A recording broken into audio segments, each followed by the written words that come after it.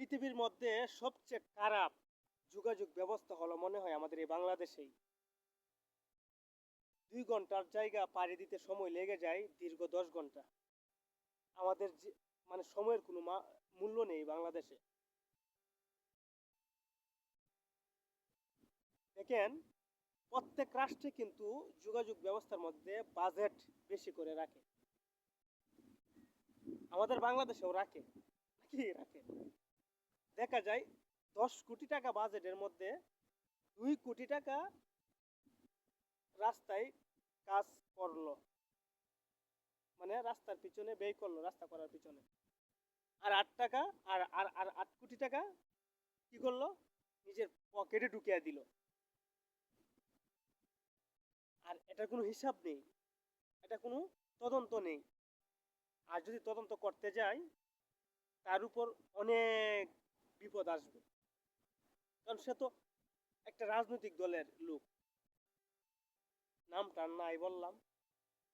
আর যে তদন্ত করতে যাবে, সেও কিন্তু ঘুষখোর।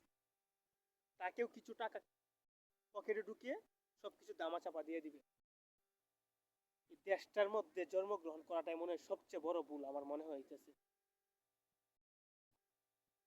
আর যদি ঈদের মধ্যে আপনি দেশে গ্রামে আসতে চান শহর থেকে, তাহলে তো মাশাল্লাহ আল্লাহ দিছে। অনেকে রয়েছে যে আপনার 3 দিনও নিজের বাড়িতে যেতে পারে না, রাস্তায় যদি ভালো করে একটা জ্যাম লাগতে পারে। গাড়ির যোগাযোগ ব্যবস্থা ডাইনে বামে কোনো আইন শৃঙ্খলার ভালাই নেই। যে যেদিকে পারতেছে ওইদিকে ছুটতেছে, ওইদিকে লাইন ধরতেছে, এক লাইনের জায়গায় 5 লাইন করতেছে। সমস্যা নেই, কথা বলতে গেলে গ্যাঞ্জাম সৃষ্টি হয়ে যাবে। হাই রে সোনার বাংলাদেশ, কি বলবো, কষ্টে বুকটা ফেটে যায়। সময়ের মূল্য কিন্তু প্রত্যেক রাষ্ট্রের রয়েছে, আমাদের বাংলাদেশে সময়ের কোনো মূল্য নেই, জীবনের কোনো মূল্যায়ন নেই। কি যে একটা আজগবি দেশ। দেশ চলছে দেশের মতোই, নেতারা লুটে পুটে খাচ্ছে এই দেশের মধ্যে, আর সাধারণ জনগণ পিষ্ট হয়ে মারা যাচ্ছে।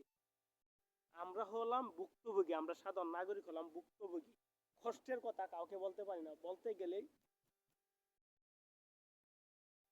সকলকে রুখে দাঁড়াতে হবে, নাহলে ওইগুলো সমাধান করা যাবে না।